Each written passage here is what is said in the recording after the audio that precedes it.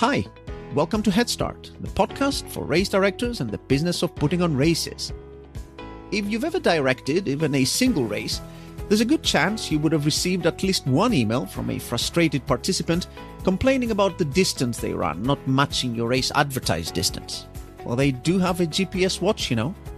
And although it's easy to jokingly dismiss these kinds of demands, most people do, there often is an uncomfortable point to the complaint. Well, how do you know the actual distance of your race course if it hasn't been accurately measured and certified? The answer, of course, is you can't really know. In fact, if empirical evidence from professional course measurers offer any kind of hint, it is that your actual course design is likely much more off the distance you advertise than you think, most likely much shorter than the advertised distance. So what's involved in getting your race course professionally measured and certified? Why don't all the other methods we're all familiar with, like drawing lines on a map or using a measuring wheel, work as well? And at the end of the day, do participants really care whether your course is actually 10K rather than 9.8? Well, that's what we're discussing today with my guest, Matt Slocum of Precision Course Design. Matt, although a very accomplished runner, is a relative newcomer to the business of races, but what he lacks in industry mileage, he more than makes up for in his dedication and obsession with the craft of course measurement. And with Matt's help, we're going to be going behind the scenes of a race course measuring operation to look at how professional course measurement works, why most other DIY methods tend to underestimate the distance of a race course, often by a lot, and how investing a modest amount in professional course measurement can actually benefit your race for years to come. Before we get into this great episode though, I'd like to give a quick shout out to the amazing sponsors supporting this podcast. Many thanks to Run Sign Up, Race Director's favorite all-in-one technology solution for endurance and fundraising events, now powering more than 28,000 in-person, virtual and hybrid events. And many thanks to Brooksy, the timing technology industry leader, bringing affordable real-time tracking and timing checkpoints to races with their patented iPhone-sized micro checkpoints. Two great companies we'll be hearing a bit more from later in the podcast. But now, let's dive into our discussion on race course measurement and certification with Precision Course Design's Matt Slocum.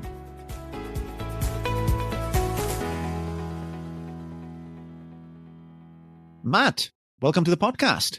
Thanks for having me. Pleasure to be here. Well, thanks a lot for coming on. Remind me, I know you're based on the East Coast, but where exactly are you based again? I live in Montclair, New Jersey, which is just outside of Manhattan. Okay, awesome. And that's where Precision Course Design is based, your company, I guess. Indeed, yeah. We're a small operation, yeah, and we're based here. Do you want to tell people a little bit about Precision Course Design? I know you guys do course measurement and also consulting on course design, as the name obviously states. But do you want to tell people a little bit about what you guys do and also how you came into the industry, a little bit of your backstory? Sure. So I'm a course geek. So a lot of things in the running industry seem to be kind of one-stop shops. Maybe an event management group can handle all aspects of a race. Precision Course Design is completely the opposite of that. It's courses only. And what we do is we work with a lot of event management groups. We work with races, large and small. It was fun. I got to work on the NYC Runs, Brooklyn Half Marathon, measuring and being there on race day. And that was cool. That was a big race. They had, I don't know, like 27,000 runners registered. But I'll measure courses for races that only have 100 people too. So we work with all kinds of different races.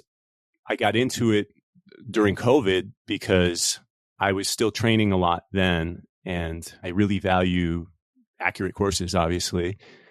And there were no races. So I was 38 at the time. Clock was ticking on. I wanted to run under 2 hours and 30 minutes in the marathon. And I had just run 2:31 that fall. And it's like, well, I have all this time to train now with COVID, so but it was like, well, I need accurate courses that I can run all out without stopping for intersections because the roads aren't going to be closed like a road race. And so I said, okay, let me hire a course measurer. I want 2 marathon courses, 2 half marathon courses. I want 10K, 8K, a couple 5Ks, all of that. And I reached out to someone named Jane Parks, who is an absolutely incredible measurer and one of my mentors. She's measured for the Olympic trials, World Championships, New York City Marathon. And she was like, look, I don't think you really understand what's involved in this, or like, this is a lot. Then I started learning about it and I got all the gear. One of the first things you have to do is make a calibration course. We can talk about that later. But I practiced on Jane Park's courses, on another great measurer, Dan Brannon, measures for the New York City Marathon, Philadelphia Marathon, until I was matching their measurements consistently and exactly. And then I measured my time trial courses, all of which are called beast mode, whatever distance, beast mode. So it was just for that purpose. It was not any kind of commercial purpose or anything like that. But then after COVID, I started getting these calls for these races, and it turned into a whole thing with measurement, and now a lot of consulting and design and course management on race day, basically kind of like creative solutions to like how we're going to route things. There's always a lot of interested parties with a course, and figuring out how to do that and get the right distance. And it's cool because I love geeking out on all things courses. I'm pretty confident people are going to pick up on the whole geeky thing, knowing you. Another thing I know about you, you have a very interesting side profession to course measurement that I think is quite unexpected. I've seen all kinds of combination of things in the industry, like people doing timing and also having, like something completely different on the side, and people going into the industry with MBAs and all kinds of backgrounds. But yours is quite special. Do you want to tell people what you do on the side of course measurement? You're sort of like the other hat you wear?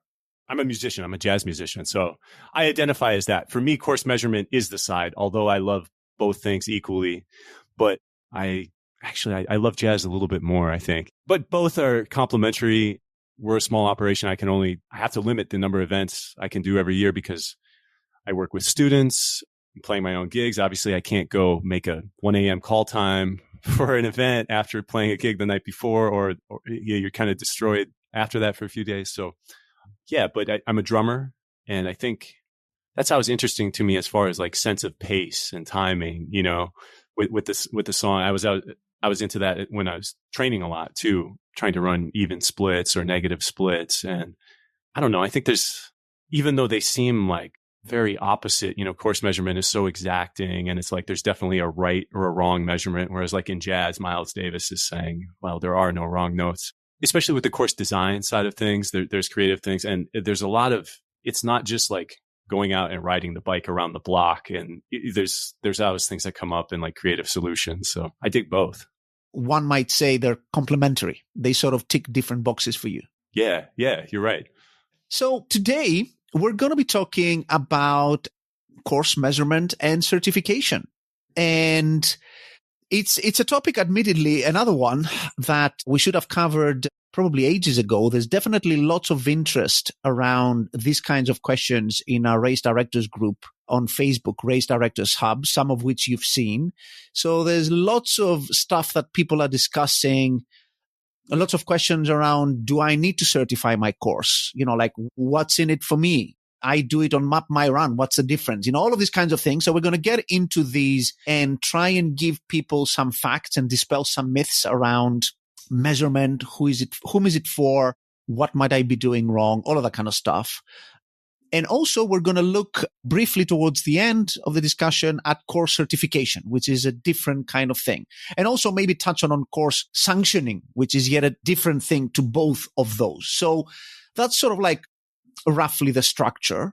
And the way I'd like to start on course measurement is a very important question I find with all of these things that involve cost for race directors, as course measurement does, which is, why is it important? Like, what's the value? What is course measurement bringing to the table for me, the race director? So I think that great race directors are always looking for, like you said, cost-effective ways to enhance the quality and reputation of their events. And sometimes I think it's sort of assumed that USATF certification is not within their budget, or that it's a really complex process. But when I work with these clients, what they find is that it's actually one of the smallest aspects of a budget, because a course is good for so long. You can have a 10-year lifespan or a 5-year lifespan. But the other thing that seems to be like real eye-openers once you certify is how inaccurate any of these other measurements of methods of measurement are. Digital mapping, GPS. So like, for instance, last year I did like 85 courses, every single one, and this includes race directors who are drawing freehand tangents, et cetera, every single one that was not a recertification, every single one that they had mapped or done with GPS was short. So what I would say is, I guess, what then normally a response is, well, close enough, right? Maybe we start with a question then. What would be close enough as far as distance or time for your runners if you have a 5K or a half marathon? And then with that in mind, you can see, I won't reveal like what it normally is right now, but maybe we get into that a little later. I can definitely see, you always see every month or a couple of months a race in the news about, it being way too short or way too long, and, like people being really unsatisfied either because they chose to run a PR and the race threw them completely off, or like, there's all kinds of complications, when there's like significant deviation.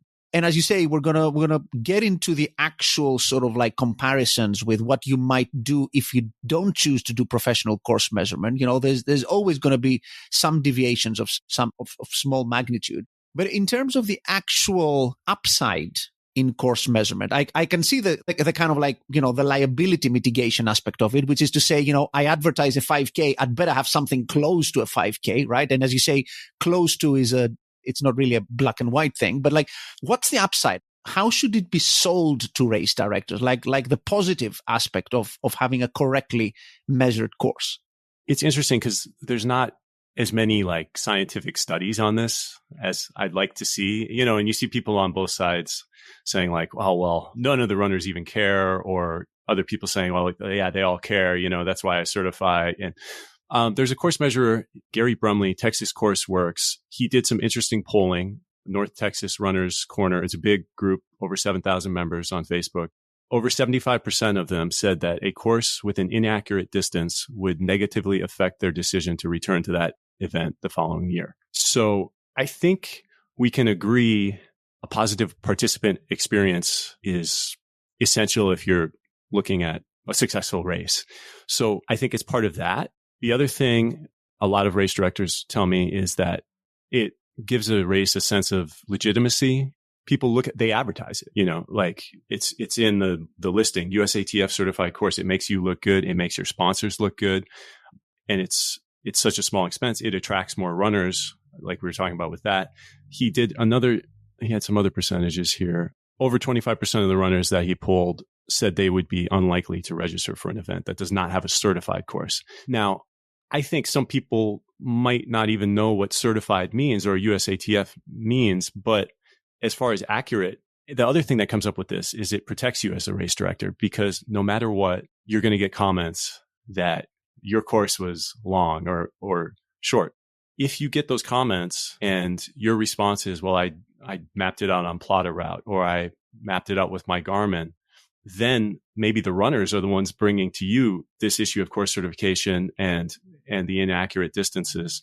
If you can just point to a certified course, the issue is resolved. There's no back and forth. There's no adversarial anything. It's a team effort. It's a win-win. Like, this is, hey, I just learned about this myself with the certification. This is how it was measured. Here's a link, to their statement on, why your GPS device might have these different readings. And you'll see these at more and more, doesn't have to be big events, statements on inaccuracies of GPS and all of this. But if it's not professionally measured, if it's not certified, then you don't have that. You don't have a leg to stand on. But if it is, you do. And that's I'm not trying to shame anybody into certifying. If, like if you're a charity race and you have 10 participants or something like that, just don't advertise it as the distance. Because as we'll get into later, it's you don't want to open that door. That's my personal opinion. If you've spent any time in our race directors group I mentioned, there's always some race director, like from time to time posting about some runner going to them and saying, oh, my GPS watch showed me this kind of thing. I mean, it's a running joke kind of thing in the industry, right? That every race director has to deal with the odd runner or odd runners who come out at the end of the event and say, oh, can you change my time because my GPS watch said I run this or whatever. Yeah. So definitely having that, I agree that it's not something I've thought of before, that if you don't have a professionally measured course, according to what our industry considers to be the professional way of doing it, it's sort of, your word against theirs kind of thing. Right? I mean, they bring their GPS watch, you bring your Map My Run or whatever. And then it's, it's not really a definitive sort of resolution to what the distance on the course is. Look, I'm just an observer in this regard, but it seems like it's not a good look. Like you going back and forth with your participants. Do you have any sense of what percentage of races get professionally measured? I think that's very regional. So where I'm based, our markets are New York City, New Jersey, Philadelphia. So the fact that I get spoiled with getting to do so many of these courses is that the expectation here is that, a serious race is certified. Even running groups, Prospect Park Track Club, Queens Distance Runners, Shore Athletic Club, Garden State Track. So here it's much higher. I think there are areas in the US where it's much lower, but you could use that to your advantage. Like just because, like to make a little restaurant analogy or something, to make the argument that, well, the runners don't know the difference or something. That's like watering down the drinks at like a restaurant. And some of them are still going to travel or experience that. And they'll know, even if they're not, well, I haven't had any complaints. That's not the standard. Like if you're a restaurateur, you don't wait to get complaints. Like you're proactive. So it's something that can make you look good. It's very inexpensive once you space it out over the lifespan of a course. And again, my personal approach, like whether you certify or not, that's totally your call. Like you could not certify, but I think where the real issue arises is when you don't certify and then you try to portray it as an accurate course. So would you say that then all races should be professionally measured, or could it be the case that there's some types of races, and we're excluding fun runs here, right? Which sort of take the route of, I'm not advertising a distance, whatever, but like, do you think that it's equally important for all types of races to be professionally measured? For instance, trail runs. Do you think those should be professionally measured, or other types of events like obstacle races? Or which races, in your opinion, is it more important or more relevant to obtain professional measurement? Okay, that's an awesome question, because this totally affects the lenses that people are viewing things through. So RRTC, which is short for Road Running Technical Council, and for like a bunch of geek out details, their website is rrtc.net. So it's road running. That's really what we're doing. As far as like a wilderness adventure race, do your best. But with the methods that we're dealing with, these are very specific to road race courses. That's not to say that you can't have portions of hard packed dirt or gravel in the course, or you could even have an entire course on that if the path is clearly defined. Not like somebody mowed the grass 8 feet further from the tree this year and another year, like cross country courses. Like that's not really something that we do. So this is specifically in the realm of road races. And this is interesting because once you're in this realm, it's a specific realm and it's a sport. So just like if you were playing softball or whatever, there's a certain distance from the mound. And because of that, we're able to get accurate distances. And we're able to compare times from course to course. It's not just course specific. And that's another thing participants have mentioned that they're looking for, because they want to be able to compare their time on your course with other professionally measured courses. Now, obviously, okay, this course had a hill or whatever, but certification gives us consistency. That's why we can have world records on the roads. There's no cross country world records. The only thing that you can have is course records on a specific course. And even then, it could be kind of like, well, where was the flag this year or something? But you're saying that even gravel races, for instance, they can receive professional measurement and certification, like a gravel course? There are courses that are like that, yeah, like on a tow path and stuff like that. In that situation, it just needs to be hard packed, because these measurements are done using a very specific device that we'll talk about later that's on a bicycle. So the bicycle wheel can't be like sinking into the surface and stuff like that. Also, you need a calibration course, which we'll talk about later, that matches the surface that you're going to be measuring on, because you'll get different measurements if you calibrate on pavement and then you go measure on dirt, gravel, whatever. And you can't have like ruts and stuff like that in there too. You could have you can even have sections of grass. Like look at the finish of Beach to Beacon 10K. But those sections are measured with steel tape and they need to be clearly defined. But those are exceptions, not the norm. So, you've got a great thing going, you've built a great event that people love from the ground up, and you're ready to take it to the next level. But is your technology up to it? If you've been hacking your way so far using different tools for different jobs, having a so-so website and spending hours moving data back and forth from your registration platform to your email marketing provider and so on, it's time you upgraded your tech before you look into upgrading your race. With Run Signups all-in-one technology solution, you'll get all the tools you need and more all in one place to help you build a solid foundation that will help support your race's growth for years to come. Free email marketing, an awesome free custom website, a fully customizable registration experience, and awesome fundraising and participant-to-participant referral tools are just some of the things you'll be getting when you join Run Signup's industry-leading platform. With that, you'll get the resources and support you need to get you through the next stages of your growth journey and an amazing suite of race day tools to help you deliver a world-class race day experience to your participants and fans. So, to learn more about Run Signup's market-leading technology used by over 28,000 in-person, virtual, and hybrid events, and to book a free demo tailored to your needs, make sure to visit runsignup.com today. That's runsignup.com. And see what Run Signup's awesome race technology can do to take your event to the next level. Okay, now let's get back to the episode. Let's actually get into the actual process itself. Since we're getting into those kinds of questions that can benefit from listeners having some idea of how the professional measurement process works, let's get into that. Do you want to take us maybe quickly through what's involved, the instruments, the procedure, the measurements, how, like the final number comes together, all of those kind of stuff? Sure. I feel like any conversation in this regard should start with reference to the great Ted Corbett. So many of you already know Ted Corbett represented the U.S. at the 1952 Olympic Marathon, founding president of New York Roadrunners, nicknamed the father of long distance running, at least in the U.S. Could also be described as the father of course measurement in the US, because this process that he developed along with John Jewell in the UK and others is really still in use today. I'm just going to throw in and I love the lineage between measurers being passed on, because you have Ted Corbett, you have a measurer named David Katz working directly with Ted Corbett. David Katz has been there measuring the Olympics ever since LA 1984. He just measured Paris 2024. David Katz, Jane Parks, Dan Brandt, these are the measurers that I'm working towards that level of greatness, so that I love that lineage in there. So there's a history to it. And, I know I'm close to New York, so maybe I have blinders or whatever, but it really is in the US centered around New York and New York Roadrunners. Here's a quote from Mr. Corbett. He said, "The real prizes or rewards for most long distance runners are the times they record at various distances. To make recorded times meaningful, road racing courses should be accurately measured. Man insists on measuring time, easy to get accurately, and distance, difficult to get accurately, for comparison purposes.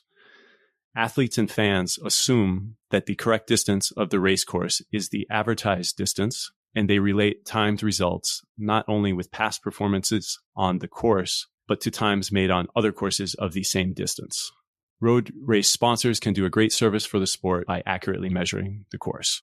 Ted Corbett. So, but to get into the specifics of what he developed, and not to get too much in a historical thing, but like some people would describe the 1984 LA Olympic Marathon as like really when all these measurers got together and kind of like were geeking out and comparing notes and really kind of standardized what was happening in the US. It was happening before that with Ted Corbett, with David Katz, with Ken Young, but there was a process where all the courses were basically short, like way short. They were measuring them in cars and things like that. My understanding of this, and again, going to David Katz to get the direct information would be your best source. But my understanding of this is there was a transition period. Now, these days, a course cannot be short. It has to be at least the advertised distance. But then because they were all so short, they did like kind of a transition period. So like it could be like X amount short. So like that's what came up. 1981 New York City Marathon, Alberto Salazar, like this was a huge thing, and it's kind of a gray area. Like, was the course short? My understanding is maybe it was short by the methods that we've agreed upon now, but during that transition period, maybe it was okay. But we didn't even have world records until like 2003 because we had this, everything had to be standardized. So at that time it was a world best. And yeah. So by 1984 LA Olympics, things are getting more locked in as far as course measurement. And basically what makes this way superior to anything else. And I am a complete Google Earth geek too. I love it. I'm aware of the ability to draw tangents. And if you really want to draw hundreds and thousands of them, you can often get pretty close. But what makes this better than all of that is calibration. So what you start with is you need a straight calibration course, paved, flat, needs to be at least 300 meters. It's measured with steel tape. That measurement is adjusted for temperature. You need to measure it twice. Both have got to be within like an inch. A calibration course is your bread and butter because at least 4 times before and 4 times after every measurement, it's going to be calibrated. So it's like, well, whatever, my bike odometer, I'll just go measure it on that. No, that's based on circumference of your wheel, which changes all the time based on temperature and other factors, road temperature and tire pressure. So calibrating before, calibrating after as a reference point to make sure you didn't have any slow leak or anything like that. This is specific to that moment. And you don't want your calibration course to be too far away from where you're measuring either. You know, you need to kind of match conditions. So that precedes and follows every measurement. We measure with something that's called a Jones counter, and it's mounted on the hub, the front axle of a bicycle, and it measures counts. So for me, Jones counter measures about normally 17,350 counts per mile. Again, it varies temperature every day. Like we said, because temperature and tire pressure change, Jones counter has to be calibrated at least 4 times before and after. Then after you calibrate, then you go out and you measure the course. Sometimes it's really never as easy as just like, because it's the start and finish are never exactly where you think they're going to be unless you have a turnaround point or something. Even that can get wild though, because maybe there's a median and you have to put the turnaround point in a certain place. But then you do the measurements. Sometimes it's done continuously. Sometimes it's done in segments. Sometimes it's done over multiple days, but the entire course needs to be measured twice. That could be by the same measurer. If you're dealing with something like police escorts and measuring in a major metropolitan area, sometimes you have 2 measurers or even more than that, sometimes 3 at the same time. And that's where you get your 2 measurements. And then you come back, you post calibrate. I'll answer some more questions on this later, but that's the basic process. Let me just try and summarize. So you go out to the course, you find a calibration courselet around there somewhere that needs to be at least 300 meters long. Okay. You calibrate your equipment on, you adjust for temperature, all of that kind of stuff because things expand, contract, all that kind of stuff. And then you go out on the course and you do 2 measurements, either in one go or, you take, obviously if you have like 100-kilometer bike course or something, you may need to do this over a number of days. And then those 2 measurements, are they averaged? Do you take the longer one, the shorter one? What do you do with them? So first off, those measurements need to be very, very tight, 0.08%, which is 4 meters over 5 kilometers. And if you had a 4 meter difference, that's really not very good. In my opinion, you want to be within like 1 or 2. You take the one that's going to yield the longer course. So let's say measurement 1 is going to be, I measure my course and I drop it where, okay, this is 5K, 5,000 meters. Measurement 2, I get 4,099 meters. Okay, I need to make an adjustment to the start or the finish line or the turnaround point to add 1 meter because measurement 2 was a little bit tighter. Because our standard now is that the course must be at least the stated distance, there's something called short course prevention factor, which is built into every certified measurement. This is equal to 1 meter per kilometer. So, and you don't just add it at the very end. It's built into your constant on the Jones counter. Yeah. When you actually use the Jones counter, you're sort of measuring things long by construction a little bit. You have a little bit of a margin in there so that you're never short, I guess, is what you're trying to prevent. Right. So let's say, for instance, I did my calibration and it averaged out where I was going to be, let's say 10,500 counts per kilometer. Okay. Then once I add the short course prevention factor, I'm at 10,510.5. So in that situation, I'm going to multiply that by 5. I'm at 52,552.5 counts for 5 kilometers. I'm going to round that up, not a partial count, And that's how many counts that you need in total. That course might be, you might do it straight through. You might do it in segments, but that's what you need to hit. I'm guessing by the nature of this, you do a lot of work during the night. Like if it's an actual road course that goes out into open traffic, you can't be doing that during the day, can you? No, it's not a good idea. I mean, sometimes you can if you have police escorts. Sometimes they dictate when that's going to happen. You know, like NYPD, sometimes the measurement's going to be at 10 or 11 a.m. on a weekday after traffic, and you're going to have 2 cars there. They're going to protect you, and you're going to do it, and maybe you even have a van with flashers behind you. But when I measure in Central Park or I measure in Prospect Park, those are done at night. Some measurers prefer to start at like, I don't know, maybe 10 or 11 and work until, I prefer to start there at like 2:30 and then try to get out of there by like, 5. But some courses you need natural light because you need to see long tangents. So it depends. Those, maybe you want to get out there on a Sunday morning really early. And maybe it's more neighborhoods and stuff like that. Maybe I can do it on my own, or maybe if it's sometimes the race director comes out and runs flashers, just to kind of help protect the measurer. That was about to be my next question, actually. Is this a one-person job? How many people are doing this at any one time? It depends. So most are 1 or 2. And 2 is normally a situation where, like if you're going to get NYPD and they're going to come out and they're not going to do it for free, it's probably going to be more cost effective for you to have 2 measurers there right then and just do it, rather than one measure taking more time, coming back, having to do the course twice.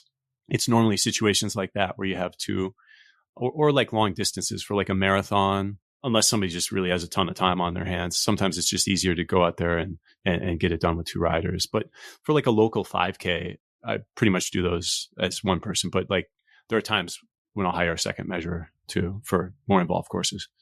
And the procedure you just outlined is, as you mentioned, it's sort of understood in the industry, sort of like written in stone, right? It's what you need to do to do like a professional measurement and subsequently get certified, right? It has to be done this way. Yeah. And I agree with Mr. Corbett. I agree with this process because the alternative methods, which maybe we'll discuss, there's so much room for error. So this has so many cross checks built in.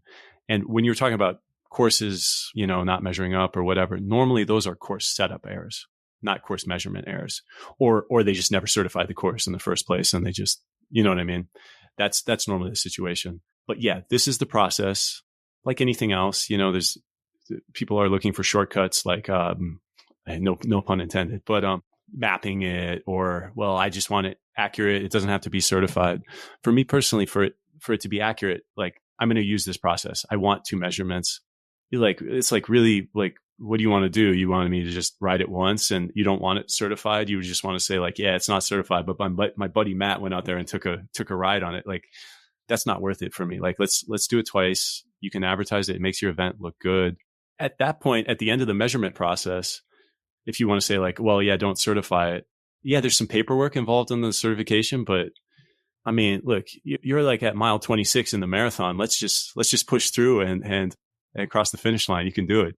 Yeah. So those are my thoughts on accurate versus actually certifying. I think sometimes just the name USATF certification has like a formality or unfamiliarness to it, but really that's just accurate course measurement is how I would think of that. Yeah, we'll talk a little bit more about certification in a minute because there's different organizations involved and it'd be nice to just get into the details of that a little bit more. In a sec, I just wanted to touch a little bit on the very contentious topic of alternative measurement methods. We all know what they are, right? I mean, I took the car around the course, I used a measuring wheel, or I mapped everything on Plotter Route or Map My Run, or pick your favorite kind of like mapping tool. Having discussed the proper process and what's involved and how you're trying to control for a million different things, I think we can see why these may be perhaps less strict or less accurate or less standardized than the professional measure. Let's start with how much off can this really be? Like, I just want to, there's people who have their own thoughts about how close they can get with Map My Run.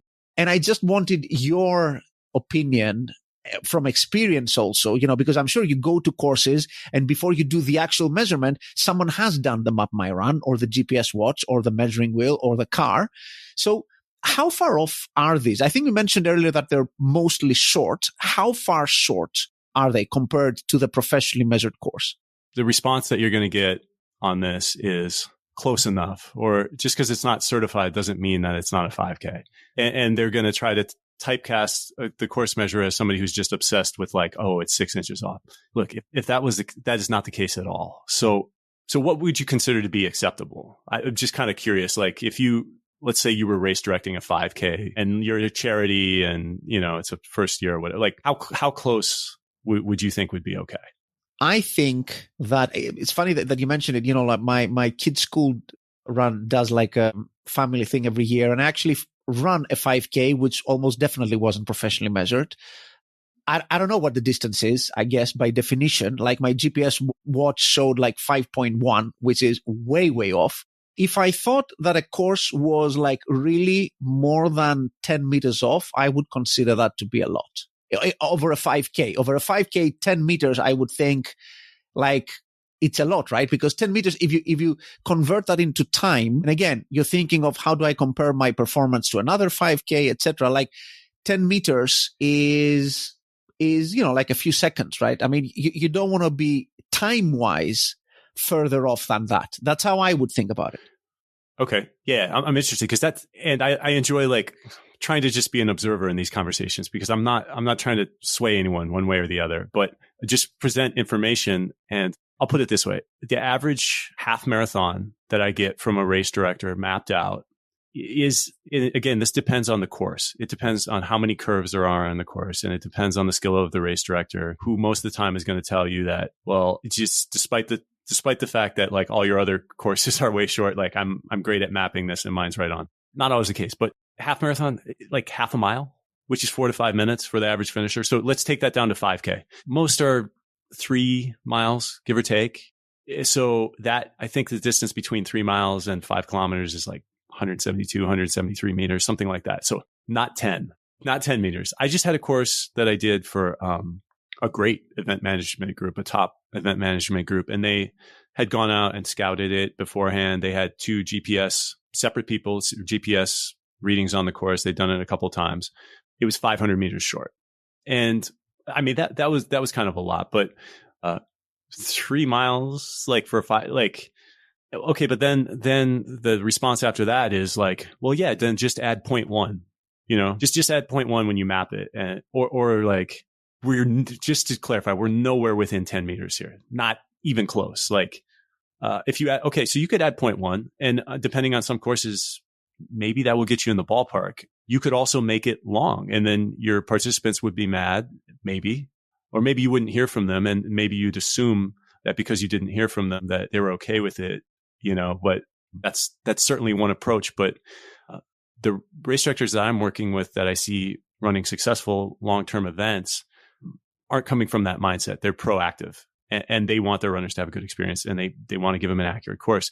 And as soon as they understand, like if they come out on a ride and they see the difference, like I remember last year I did this course, somebody who's super involved with USATF, he's going in, he's drawing this super tight.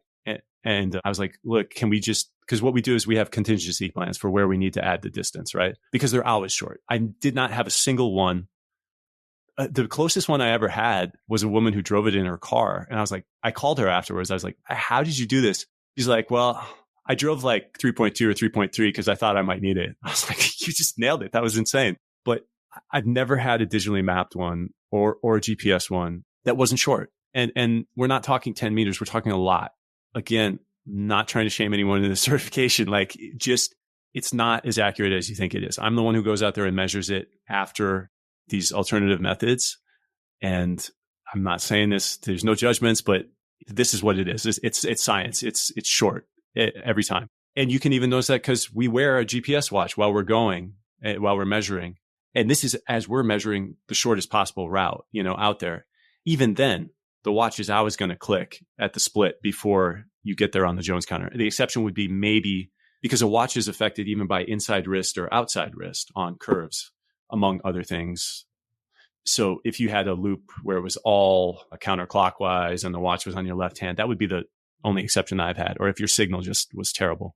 So it really depends on the course, but average like a 5K is around 3 miles, give or take, that they've mapped it out at.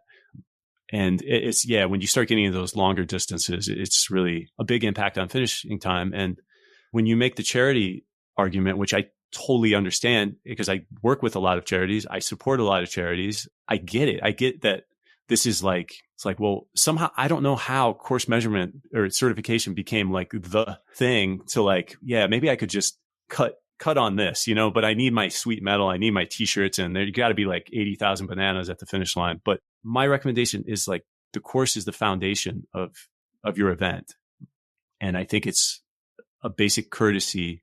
I think we would agree on this because people are trying to get an accurate course. It's a basic courtesy to your participants to provide that. They're paying you money to participate in this event, and we're trying to get an accurate course. And I think if most race directors understood how inaccurate it really is with any of these other methods, this question would not even be up for discussion, like when to certify, when not to certify. I mean, and I don't think that people are trying to be misleading. I mean, maybe some event, like whatever, but that's not the majority.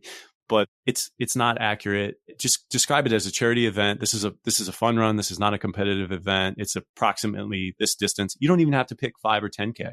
Say we're going to run one loop around the park. Save thousands of dollars on the timing company too. If your mission is to raise money on the event, then and you don't have the upfront, then maybe that's what you need to do. Otherwise, you're coming into a world of sport. Road running is a sport, and it's misleading to only identify it as people who, even if you identify it as people who want to just complete a distance, they want to know that distance is actually completed. If you go to this guy's Texas Courseworks website, he's got all these quotes because even if they're not running for time, they feel shortchanged that they didn't run the full distance.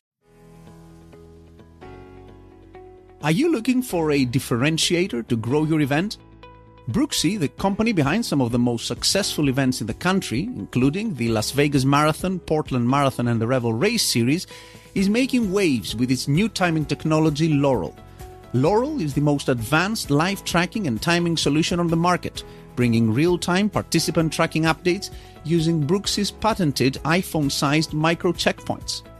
With Brooksy's Laurel timing technology, you can give spectators the best participant tracking experience on the market, including the world's first AI-driven commentary on their tracked participants without the need for bulky and expensive timing mats.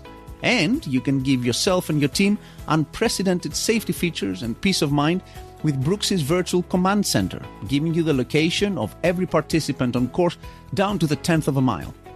So, make sure to check out Laurel and all the benefits it can bring to your participants, your spectators, your team, and your budget's bottom line at brooksy.com/headstart, where you can also get a massive 50% off to try it out if you're one of the first 25 race directors to sign up. That's brooksy.com, brooksy.com/headstart. Okay, back to the podcast.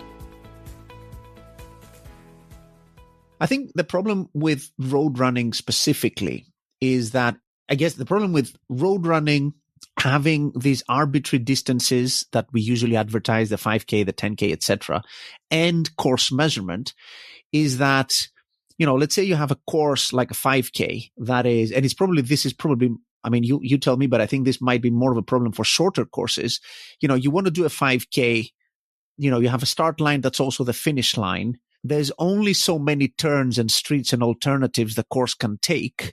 I guess by construction, you're trying to solve a problem which may not have a 5K solution. Streets, they only turn every block. There is the shortest route between things, so it may not always be easy to, or even possible, perhaps in some cases, to draw a 5K in a specific area where the start and finish are at the same point. Yeah. It depends. So this is a lot of what I do, like working with clients to try to find ways to make this possible, like creative solutions.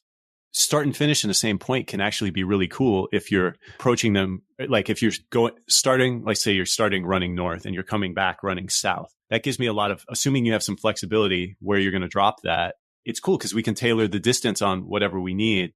like a block is a big move, or maybe there's not even that many streets, but it gives some flexibility. Now, if you think you're going to start running north and come and have a shared finish where you're also approaching it running north, that's not going to happen without, or it's basically never going to happen without a turnaround point, because a loop is never going to be a perfect 5 kilometers or something like that. Exactly. So you get into all of these kinds of things, I guess, that further complicate the process, which, as you say, is where you guys come in, sort of consulting on course design. Yeah, and I guess I should say that it depends on the measure. Like, this is something, that I'm into. Like, I have a company that does this. We do design and consulting, but some measurers just measure, you know what I mean? Or they would help you out a little bit. It depends. Each one is an independent contractor, and you can find out more about the measures in your area on rrtc.net. You can find a state certifier. You can search that site by final signatories. Those are measures that you pretty much know are going to be solid. You can search by World Athletics accredited measurers. I'd also recommend that. And of course, like recommendations and stuff in your area. So let's talk about the certification process. Okay. So you get the measurement. What happens? You take that measurement to USA Track and Field or some other certifying body, and you say, here's my official measurement. Please certify my race. Yeah. So the course measurer is going to organize all of the data. They are going to make you a very detailed map, so you can find all of these locations relative to permanent landmarks with detailed descriptions. And I think the map is like a big plus with this too, because it gives you something that you can give to all of your volunteers or your staff. And it's very clear. I mean, I guess you could always make your own or whatever, but that's a big part of the process. And then it goes to the state certifier, unless someone is themselves the certifier or is the final signatory. It's approved there. Then it goes to the vice chair east or the vice chair west. They look through it. It's got to be approved there. And then it goes to the registrar, uploads it to the database of certified courses. This sounds like a lot of stuff, but all the course measures I know are like very cool, and they make it very easy for you. Like, they take care of this. And then it's in the database of certified courses. Generally, if you get a World Athletics accredited measurer, that course will automatically be World Athletics certified too, which is good for 5 years instead of USATF certification is valid for 10 years. And why is there like an expiry at all on these things? Like, if the course doesn't change, why would I have to redo this after 5 or 10 years? Because there's subtle changes, especially if you're talking World Athletics courses, even just changes to a curb or an island. About half of the recertifications that I do need to be adjusted because things have changed in 10 years. I did one for the founder of Run Sign Up, Bob Bickle, and that was a recertification. But the curb widths, we were crushing it. We got to mile 1, we were within one count, which is less than 4 inches. We got to mile 2, we're still crushing. We get to this kind of windy section. There were major changes in curb widths that affected the overall course distance, not like 2 feet, more than 10 meters. That's kind of the thinking. It's not like a racket or anything like that. And especially 10 years is a lot. I think there's a reason why World Athletics does 5, but that's why they do it. And some of them, like I just did one on Monday, and it checked out great. Nothing had changed, and it was a Jane Parks course, and it was right on. We were lined up. There's one thing I forgot to address earlier when we were talking about alternative measuring methods, measuring wheel. Okay, so this is, I would describe it as maybe like your least worst option. And for a cross-country course or something like that, I think it's great. Like you're trying to get as accurate distance that you can. For a road race, it's not going to be as accurate. First off, measuring wheel is only calibrated once in its lifespan. We're calibrating 4 times before and 4 times after every measurement. Okay, so maybe you build a calibration course and you calibrate your measuring wheel. This is so much walking, and like to actually take the shortest possible route. This is what we're talking about with tangents, which is part of why runners' watches are reading long on a course, is almost physically impossible to do sometimes with the measuring wheel. It depends on the course. If you're walking around a park path, maybe it's okay. But like if you're on a county road and you've got a 500-meter tangent, like I'd rather do that on a bike on a Sunday at 5 a.m. than try to walk the wheel on it. And then so you're going to walk the whole thing, and then you're going to do it twice as a cross and then calibrate. And the other issue with measuring wheel is that it's subject to fatigue as you push it through the course. So it's going to wobble and you're going to run into greater error like that, even if it was calibrated. So I just wanted to address that one too. And obviously we kind of touched on car and bicycle odometers. Those are not calibrated. You have major changes in tire pressure. In a car, there's no real like safe way to measure the shortest possible route. The other thing with a bicycle odometer is like, if it's just measuring one rotation of your tire, that could be like 7 feet, like a Jones counter has, I think it's like 23 point something counts per revolution. So sometimes you're stopping and measuring in segments. You kind of need all of those details in addition to the calibration and riding the shortest possible route. Let's talk cost for a moment. You mentioned at the top of the podcast, this is not an expense that, amortized over the 5 or 10 year period that these things are valid for, that it is particularly egregious. And I know that the answer to all of these things is it depends. And obviously listeners will also understand that it depends on the type of course, the length, etc. But I like to give people a rough figure of the magnitude we're talking about here. So is that something you can provide you could shed some light on like roughly what kind of cost we're looking at? Sure.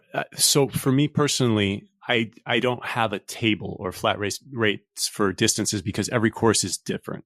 There could be a turnaround point. There could be design involved or whatever. And I don't want to speak on behalf of other measures because they're independent contractors, but you could find this information even on your Facebook group. There's references in the comments to, what other race directors have paid for measurements and things like this. I think a lot of this is also regional. And of course, a marathon is going to be more expensive than a 5K. I'll put it this way.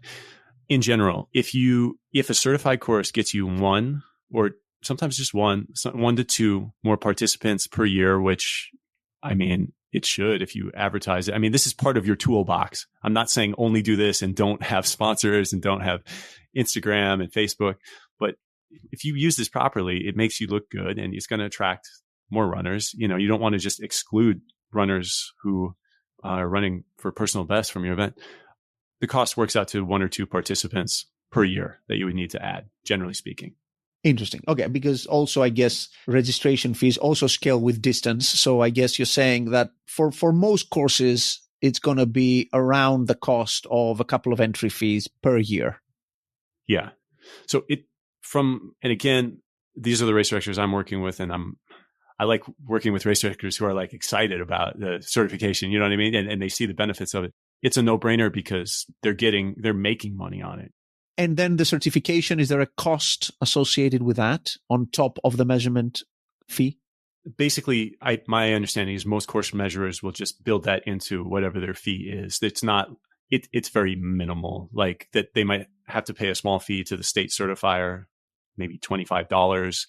And then like a small amount, even smaller than that, goes to elsewhere. But it's not a major cost. You're not paying a fee to USA Track and Field for the certification. No, that would be like for sanctioning. And again, when we're talking about course certification, we're really dealing with the accuracy of the course.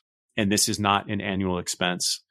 If you were to sanction your event, which is for a lot of events that deals with insurance, you can get insurance through USATF. Also, if you have any runners who are going to run Olympic trials qualifying times or run any age group records, which is happening like kind of more and more right now, it needs to be sanctioned for those to actually be accepted.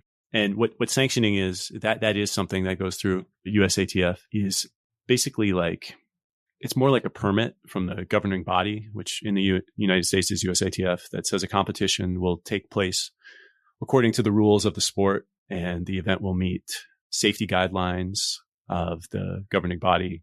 And it can have to do with event insurance. And it's a different world than dealing with course accuracy. But sometimes it's confusing for race directors, because it's like USATF certification, USATF sanctioning. Certification pertains to the course. Sanctioning pertains to the event.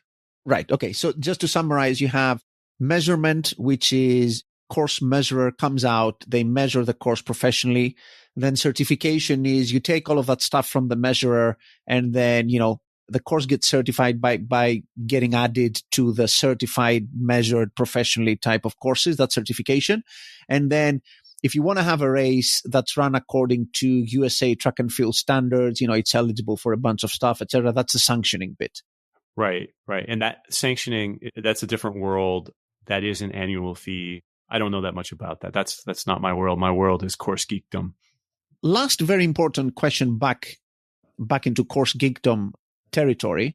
If I have a certified course and there needs to be like a last minute change to it or something, which happens actually, I guess, more often than people may think, which is, there's a traffic diversion, the city calls me up, we can't go through this road. We have to go through that road. What happens in that case? Are there contingencies? Are there sort of like alternatives measured that I can try, or like, what do I do? Do I need to recertify, remeasure the course?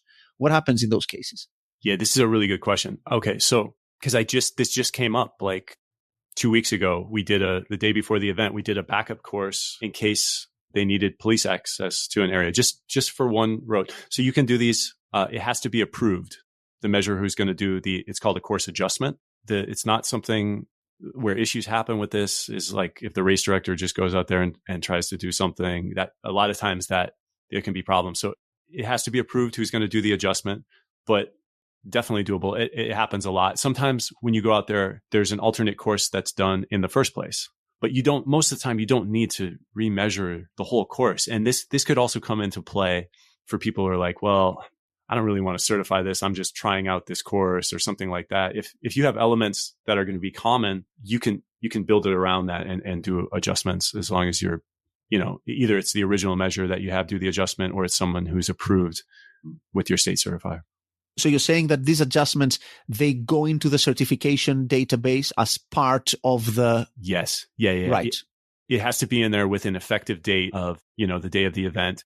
It doesn't mean it has to be uploaded to the database. It just means that the certification materials were received on that day. And then you're good. You can still have qualifying, like if it happened at a marathon and you wanted to be a Boston qualifier.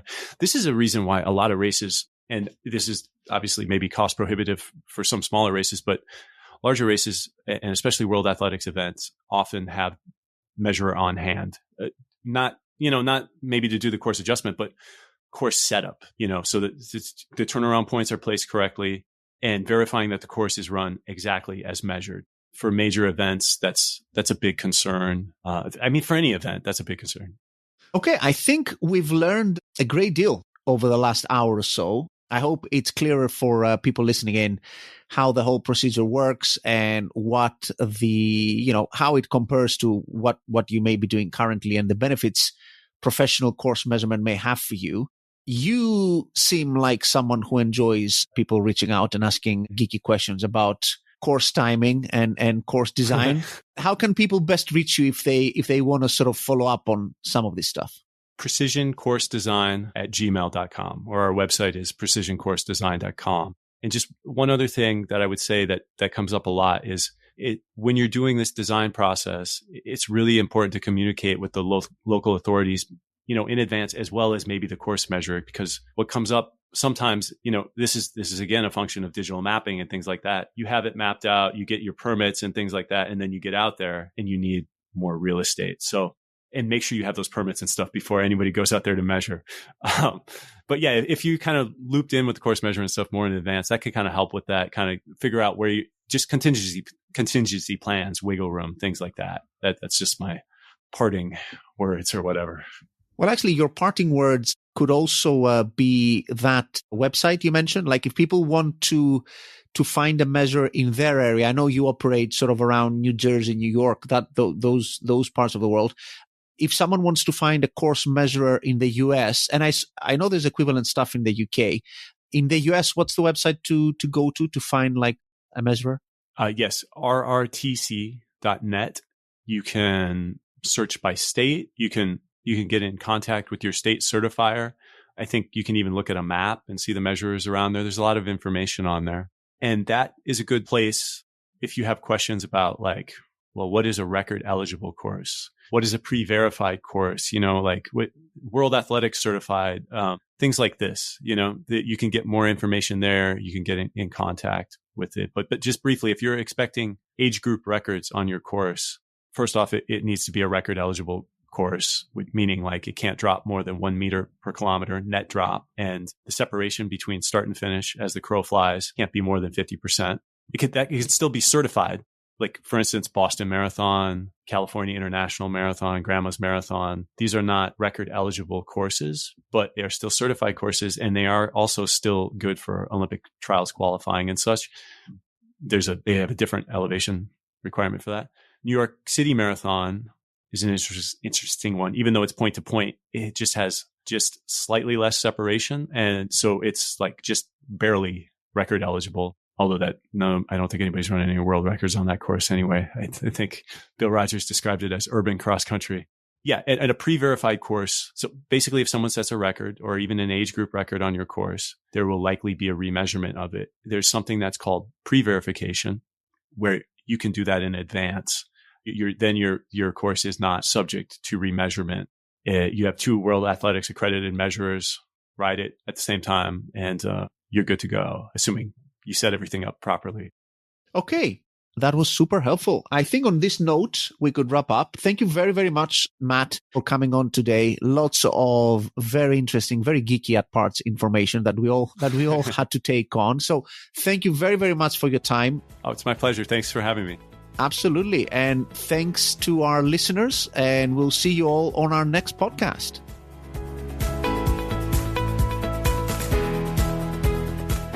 I hope you enjoyed today's episode on race course measurement and certification with Matt Slocum of Precision Course Design.